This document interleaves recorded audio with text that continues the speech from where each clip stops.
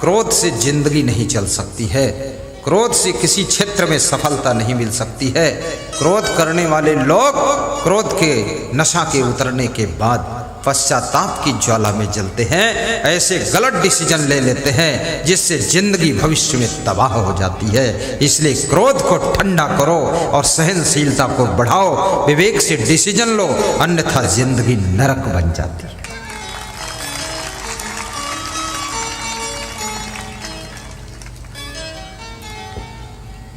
कभी कभी ड्राइवर को क्रोध आता है, बोलता है मैं गाड़ी नहीं चलाऊंगा, ये लो चाबी संभालो अपनी। ये मूर्ख ड्राइवर ये नहीं समझता है जो 60 लाख की गाड़ी खरीद सकता है वो 6-7 हज़ार का ड्राइवर क्या नहीं रख सकता। तू किस होश हवास में बोल रहा है? तेरा सम्मान है जो तेरे को रखा गया है, क्योंकि रोज रोज मालिक बदलने वाले लोग, रोज रोज पौधे को खोद खोद कर स्थान बदलने वाले लोग बगीचा नहीं हरा भरा कर पाते हैं, अपनी जिंदगी को हरा भरा नहीं कर पाते हैं। किसी एक जगह पर जम जाइए, वहीं विस्तार होगा, वहीं विकास होगा, वहीं सम्मान होगा और वहीं उन्नति होगी। मन की चंचलता को ब्रेक लगाइए, उन आदतों को छोड़िए जिन आदतों के कारण लोग तुम्हारी निंदा करते हैं, लोग तुम्हारी बुराई करते हैं, लोग तुमको भला बुरा कहते हैं। उन आदतों को त्याग कीजिए जिनके कारण तुम सम्मान नहीं पाते। आलस्य मनुष्य का सबसे बड़ा शत्रु है। आलस्य सबसे पहली बात आपके शरीर को रोग व्याधि और बीमारी देता है। ये शरीर से यदि हिलोगे नहीं, डुलोगे नहीं, कुछ करोगे नहीं, चलोगे नहीं, फिरोगे नहीं, ये शरीर में सैकड़ों रोग इकट्ठे होंगे। ये शरीर बहुत दुख देता है, इसलिए आलस्य को छोड़िए। आज रात में 1 बजे मैं पैदल चल रहा था, वहीं निवास में 1 घंटा पैदल चलता रहा, क्योंकि शाम को वक्त नहीं मिला तो रात में चालू किया। जैसे तुम भोजन टाइम पर नहीं खा पाते तो देर में खाते हो कि नहीं खाते, तो टाइम पर अगर व्यायाम नहीं हुआ है तो देर में कर लेना चाहिए, क्योंकि बिना व्यायाम के शरीर स्वस्थ नहीं रह सकता है। व्यायाम स्वस्थ रहने की चाबी है।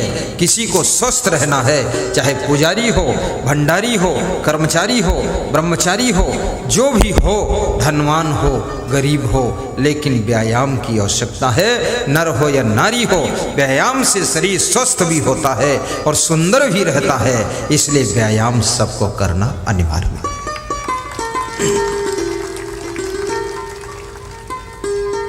घर के कार्यों को भी, कितने घरों में दाई आती है, दाई, और दाई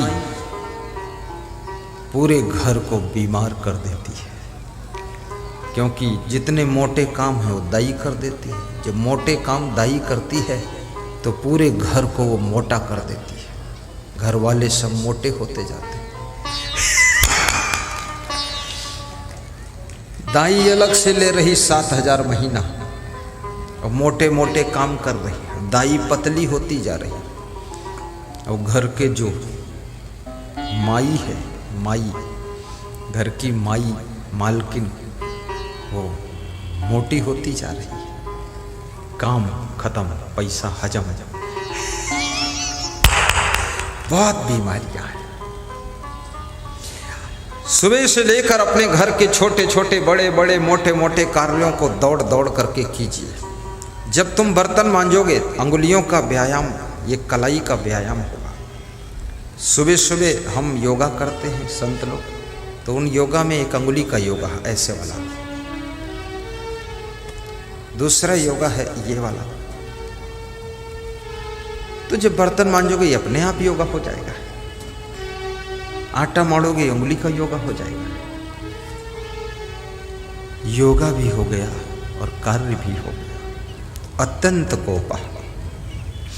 कभी कभी दुकानदार को बहुत क्रोध आता है, अति क्रोध आता है, और जब अति क्रोध आता है और दुकानदार अपने क्रोध को ग्राहक के ऊपर उड़ेल देता है, ग्राहक दुखी होकर चला जाता है। वो ग्राहक सैकड़ों ग्राहकों से तुम्हारी निंदा करता है, बुराई करता है कि उसकी दुकान पर जाने लायक नहीं, झगड़ालू है, बहुत गाली बकता है, लड़ाई करता है। दुकान का प्रचार एडवर्टीजमेंट से केवल नहीं होता है कि आप टीवी में दिखा दो प्रचार हो जाएगा, नहीं। दुकानदार का प्रचार, दुकान का प्रचार, दुकान के सामान का प्रचार, नंबर 1 बेचने वाले में क्वालिटी होना चाहिए और सामान में क्वालिटी होना चाहिए।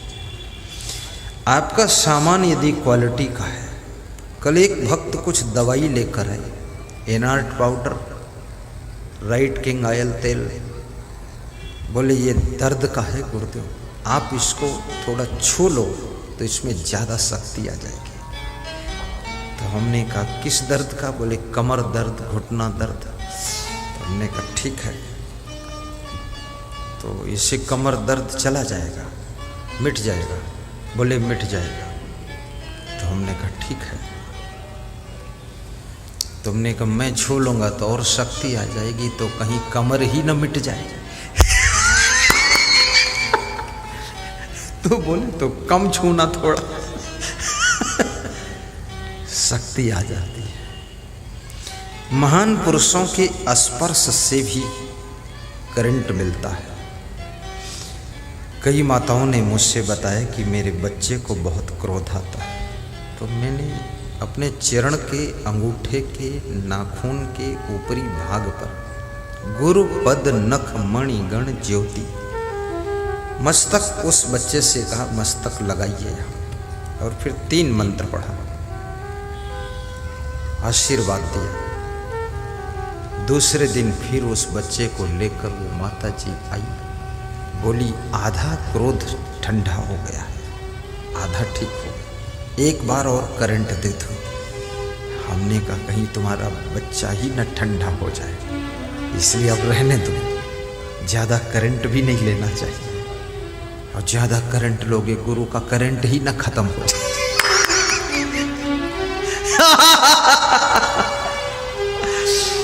आशीर्वाद भी सीमित लेना चाहिए, बार बार नहीं।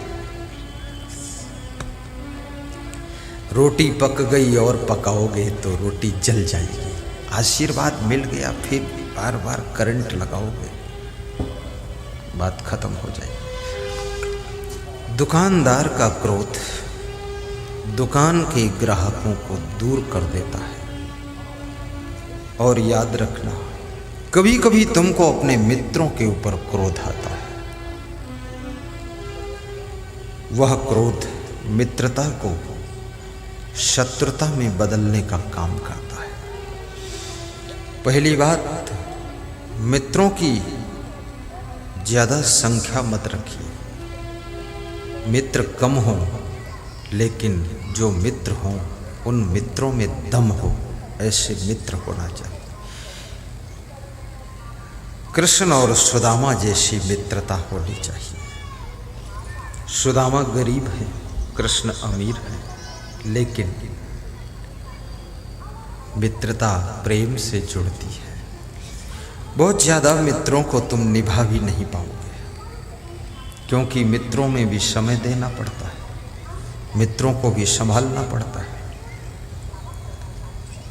अति क्रोध, अत्यंत कोपा, कभी कभी माँ बाप को क्रोध आता है अपने बेटे और बहू के ऊपर। वह क्रोध भी बेटे और बहू के लिए नुकसान तो करता है, पर माँ बाप का क्रोध माँ बाप की जिंदगी को तबाह कर देता है। और माँ बाप अकेले पड़ जाते हैं।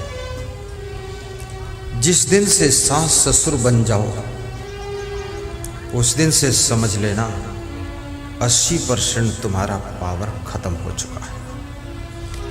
अब नया चुनाव हो चुका है, नई बहू आ गई है, अब उसका शासन आ चुका है। अब तुम राज्यपाल बन गए हो, मुख्यमंत्री नहीं हो। राज्यपाल जैसे पार्टियों में होता ना, जिसका शासन खत्म उसको राज्यपाल बना देते हैं ताकि तसल्ली रहे। तो ये सास ससुर का दर्जा राज्यपाल जैसा है, पड़े रहो। पटना में राज्यपाल बनकर बैठे रहो। राज्यपाल बस सुविधा तो मिलती है, सम्मान मिलता है, लेकिन पावर ज़्यादा कुछ नहीं है। बस देखता रहता है, ऐसे देखता रहता है क्या हो रहा है, और कुछ है नहीं। एक राज्यपाल से मैंने पूछा तुम कितना सहायता कर सकते हो? बोले ज़्यादा से ज़्यादा 10,000। तो हमने कहा 20,000 तो हम ही कर देंगे सहायता। बोले नाम है, काम कुछ नहीं है। तो हमने कहा चलो भागे भूत की लंगोटी भली 10,000 ही दे दो, कोई बात नहीं। सास ससुर का पावर समाप्त है।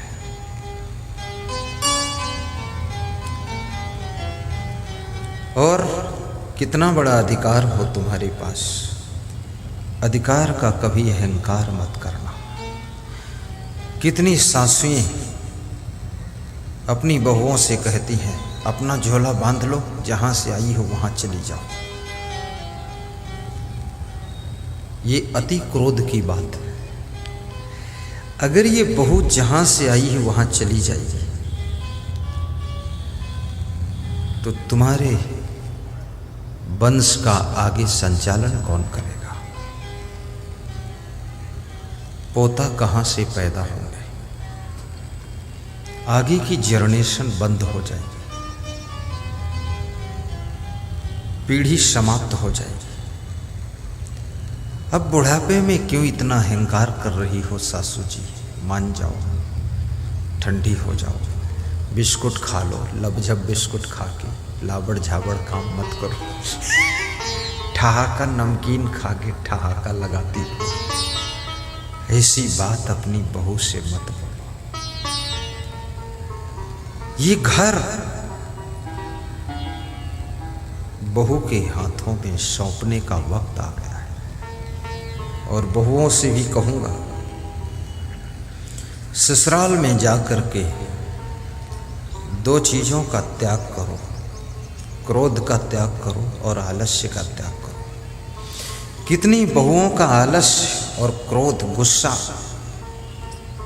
ससुराल में एटम बम का काम कर रहा है। और आजकल की न्यू मॉडल की बहुएं, उनकी अंगुलियां इतनी पतली पतली हैं और अंगुली से वे मूली उठाएं तो अंगुली में दर्द हो जाती है। चम्मच से हलवा खाती हैं तो हाथ की कलाई उखड़ जाती है। पति पूछता क्या हुआ? बोले यहाँ से उखड़ गया। कैसे उखड़ा? बोले चम्मच उठाया था तो उखड़ गया। अरे इससे तो प्लास्टिक की लेडीज अच्छी है।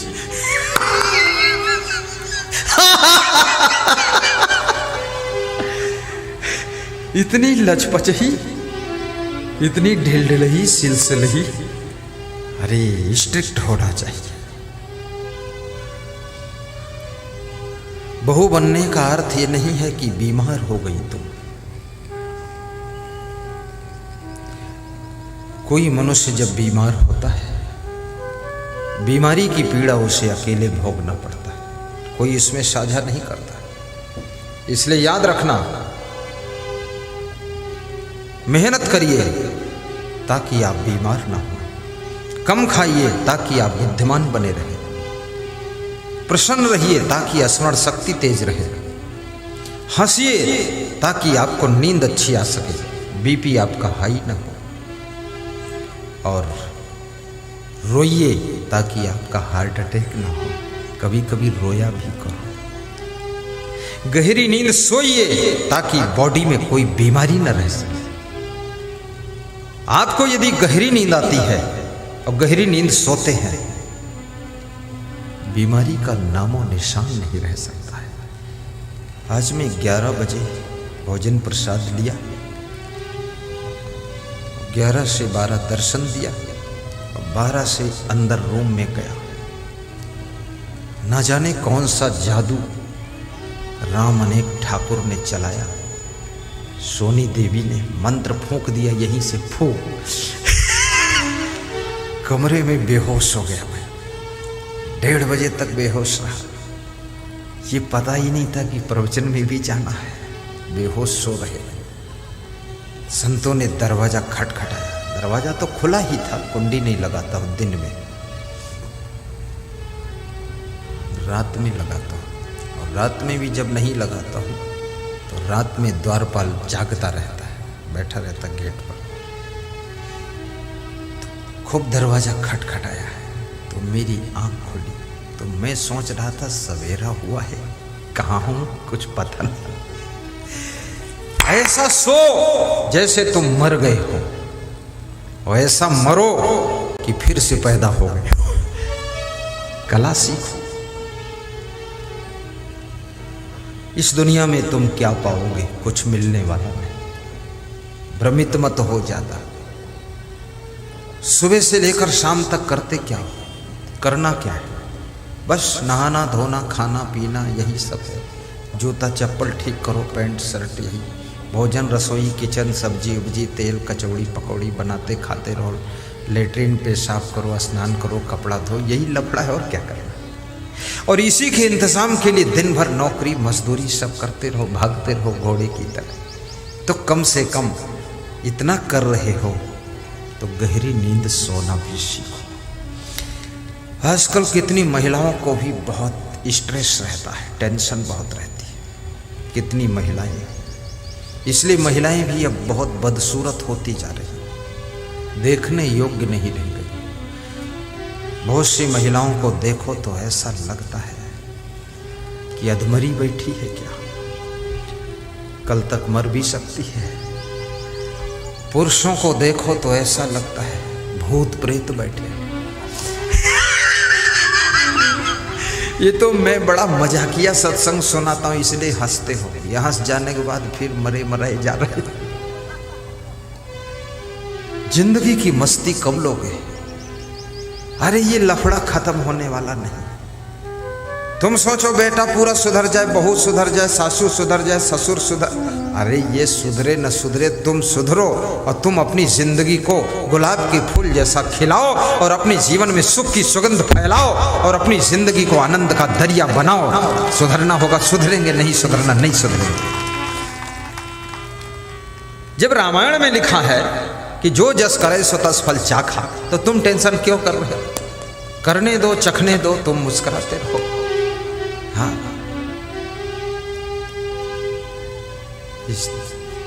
संभल कर बैठना जलवा मोहब्बत देखने वालों, तमाशा खुद न बन जाना, तमाशा देखने वालों, तमाशा देखने वालों। कोशिश करना चाहिए सुधारने की। लास्ट में अपने चित्त को अंदर से ऐसे खींच लीजिए वहां से जैसे धान के अंदर से चावल खींच लिया जाता है। और जिस समय धान के भीतर से चावल खींचकर बाहर आ जाता है तो धान की कुटाई समाप्त हो जाती है। तुम्हारा कूटना बंद हो जाएगा, कुटना बंद हो जाएगा। अगर अपने को खींचकर बाहर कर लोगे तो तुम्हारे पर मूसल अब नहीं चलेंगे और अंदर घुसेड़े रहोगे तो मूसलों से मार खाते रहो। चित्त हटाइए, घर ही में रहो, मगन रहो। अब नहीं सुधर रहे लोग तो क्या करो? मध्य प्रदेश से एक फोन आया, किसी माता जी का फोन था। मिली तो कभी नहीं, प्रवचन सुनती है, कहीं से नंबर ढूंढा, 6 महीने प्रयास किया, बात हुई।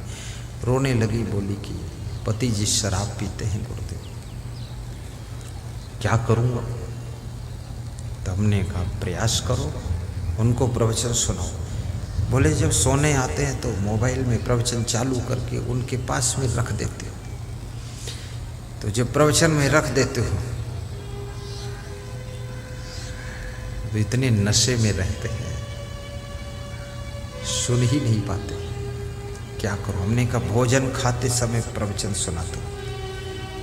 भोजन खाते समय जब रख देती हूँ तो कहते हैं कि तुमसे बात करना चाहता हूँ, प्रवचन मत सुनाओ गुरु जी का, डिस्टर्ब होता है प्रवचन से। तो मैंने कहा कि फिर जब स्नान करे बाथरूम में तो मोबाइल चालू करके रख दो। तो फिर 1 महीने बाद फोन आया, बोले स्नान करते समय मैंने मोबाइल चालू करके रख दिया। स्नान किया, स्नान करते समय पानी सिर पे पड़ा, वो ठंडा हुआ दिमाग, तो आपके शब्द कुछ खोपड़ी में घुस गए। अब शराब छोड़ दिया है, अब सुधर गया है, अब खुशी हो गई है। पति शराब पीता है, पत्नी को पीड़ा होती, दुख होता है। याद रखना, जिंदगी जुड़ी हुई है। आपकी गलतियां दूसरे के जीवन को प्रभावित करती है, इसलिए पतियों को सावधान रहना चाहिए। अच्छे पति बनो, अपनी पत्नी को भी आराम दो, सुख सुविधा दो, प्रसन्नता दो, होश में रहो, कदम में कदम मिलाकर चलो। कितने पति लोग तो इतना पान तमाकू गुटखा पुड़िया खाते हैं, जो उनके पड़ोस में पत्नी मुंह लाती है तो उल्टी हो जाती है, कितनी बदबू आ रही है। अभी इसका मुंह तो ऐसे ही जैसे गटर का ढक्कन खुला है, सब बदबू भरी हुई है, गंदगी। ये सब क्या खा रहे हो? कुछ मत खाओ। अति क्रोध करने का स्वभाव सुधारो। और मनुष्य को इसलिए कहा गया कि बड़े भाग्य मानुष तन पावा। क्यों? क्योंकि मनुष्य जैसा चाहे वैसा अपने आप में परिवर्तन कर सकता है, स्वभाव को बदल सकता है। जिसे कुत्ता अपना स्वभाव नहीं बदल सकता, वो जिस जाति प्रजाति का कुत्ता है वैसा ही रहेगा उसका, लेकिन मनुष्य स्वभाव बदल सकता है।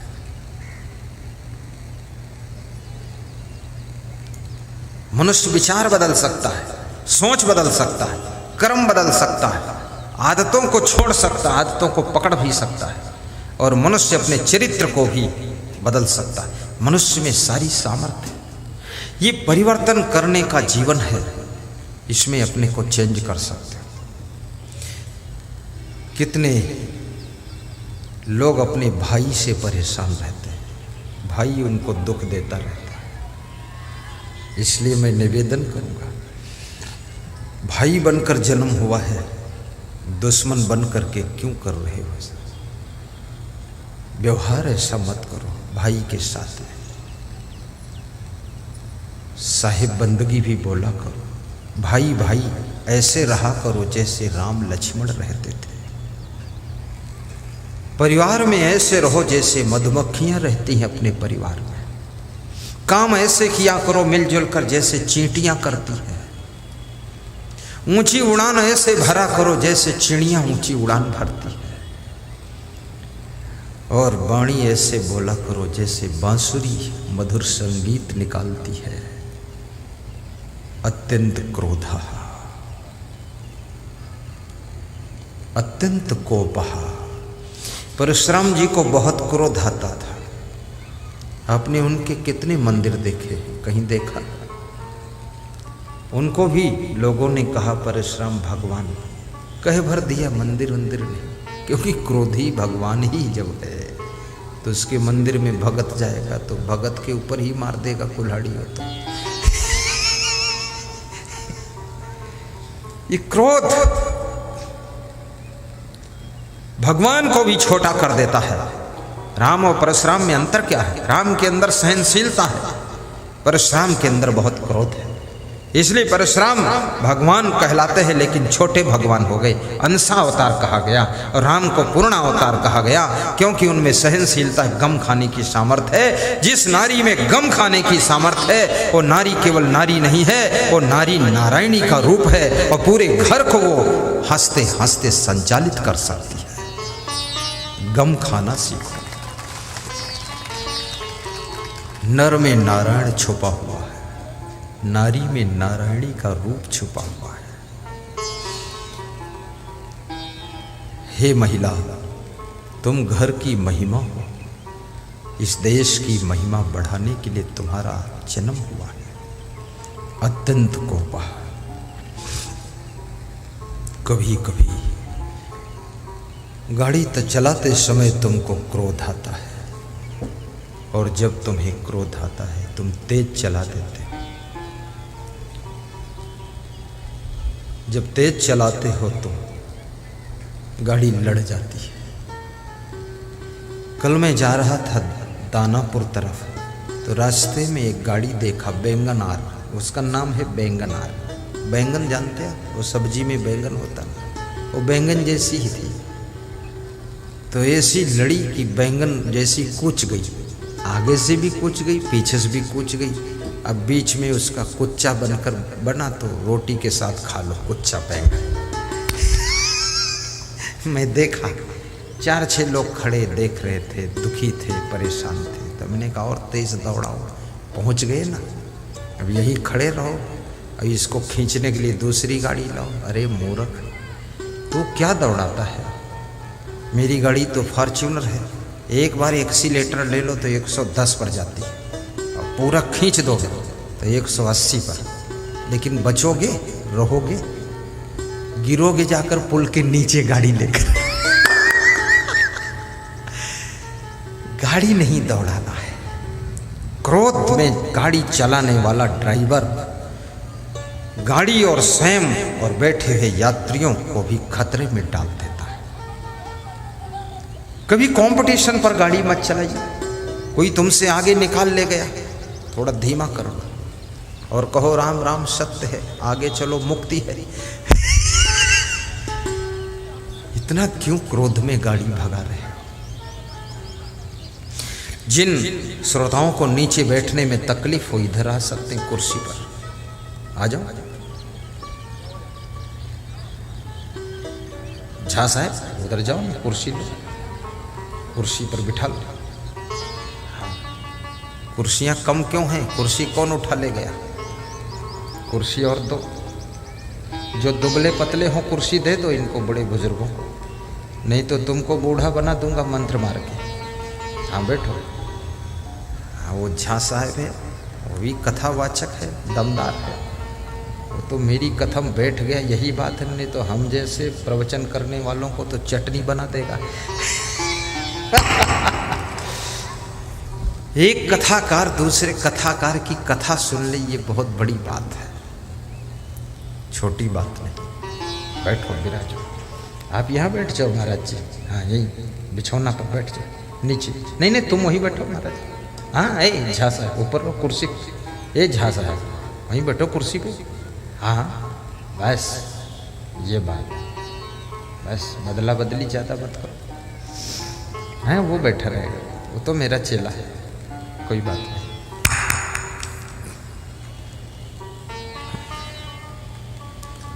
गम समान भोजन नहीं, जो कोई गम को खाए। अम्बरीश गम खाया, दुर्वासा बिलला। अत्यंत कोपा। दूसरी चीज मनुष्य की जिंदगी को नरक बनाती है, उसका नाम है कटुकाचा वाणी। जिसकी वाणी बहुत कड़वी है, जो हमेशा कड़वा बोलता है, कभी प्रेम से बोलता ही नहीं। जिसका वाणी बहुत तीखी रहती है। कम बोला करो, धीरे बोला करो, और जिनके साथ में अधिक समय रहते हो उनसे तो बहुत कम बोला करो। उनसे ज़्यादा बोलने से वो ढीठ हो जाते हैं, उनका भय खत्म हो जाता है। फिर वे तुमको गप्पू नाथ समझते हैं, फिर वे तुम्हारा दबाव प्रभाव नहीं मानते। इनसे उनसे बात कम करो। अपनी वाइफ से बात कम किया करो, बस उसकी बात सुन लिया करो। जब कुछ कहती हो मुस्कुरा दो, ठीक। ज़्यादा बोलोगे वाइफ समझ जाएगी गप्पू नाथ है, बोलता रहता है फालतू। अपने पति से भी बहुत ज़्यादा मत बोला करो, पति को टेंशन हो जाती है। जो स्त्रियां पति से ज़्यादा बात करती हैं तो ऐसी ऐसी बात कह देती है कि पति घायल हो जाता है अंदर से। कम बोलो, क्या बोलना है, साथ में ही तो रहते हैं। हमारे साथ में वो संत रहता है, खड़े हो जाओ। जब यात्रा करता हूँ ये मेरे साथ रहता है, और प्रवचन करता हूँ तो साथ में बैठते हैं। पर हम ये दोनों महीने में एक बार बोल लेते हैं। वैसे हमको देख लेता, हम इसको देख लेते हैं, हम समझ जाते खतरा है, शांत रहो। कुछ ज़रूरत ही नहीं बात करने की ज़्यादा। हम झट से पीछे जाकर सो जाते हैं गाड़ी में, चुपचाप चलाता रहता है। बस इतना काम करता हूँ। जब मैं चना चबाता हूँ तो इसको एक मुट्ठी दे देता हूँ कि लो चबा लो, ले लेता है। गाड़ी में 6 डब्बा रहते मेरे पास, एक में चना रहता है, दूसरे में पिस्ता रहता है, तीसरे में काजू, और चौथे में भाग्य फूट गई क्या, खाली डब्बा भी रखा। तो ऐसे थोड़ा निकाल कर दे देता। एक डब्बे में ताल मखाना भी रहता है, भुना हुआ। स्पेशली कुछ नहीं, जो भक्त ला देता उसी में भर लेता हूँ थोड़ा थोड़ा। जब यात्रा करता हूँ तो झट खा लेता हूँ। बस 1 चम्मच खाओ, आगे बढ़ो, उसको खिला देता हूँ। अधिक बात करने से भी आपकी एनर्जी छीड़ होती है। अधिक बात करने से शांति भंग होती है। बहुत बोलने से आपकी स्मरण शक्ति कमजोर होती है। इसलिए थोड़ी देर शांत भी बैठो, प्रसन्न बैठो। चेहरा उदास ना हो, मन निराश ना हो, हृदय हताश ना हो, एनर्जी ह्रास ना हो, तब घर का विकास होता है। और मंद मंद मुस्कान मुखमंडल पर हमेशा बनाए रखो। घर के लोग तुमको देखें तो उनको लगना चाहिए कि हमारा बेटा, हमारा पति, हमारी पत्नी, हमारी बेटी, हमारी माँ, हमारे पिताजी, हमारे सास ससुर, हमारी बहू बहुत खुश हैं, सुखी हैं, प्रसन्न हैं। इसलिए मंद मंद मुस्काता हुआ चेहरा रखो। मैं अपने गुरु के पास बैठता हूँ, ऐसे उनको देखता हूँ और मंद मंद मुस्काता हूँ, तो मेरा गुरु भी मुस्का देता है। तो मैं ऐसे ढंग से फिर मुस्करा कर हंसता हूँ, तो मेरा गुरु कपड़ा लगा के हंसता है, वो शर्मा जाता है। गुरु को आनंदित कर देना चाहिए। पूरे घर के लोगों को खुश करने की ठेकेदारी लो, सबको खुश रखो, सबका ख्याल रखो।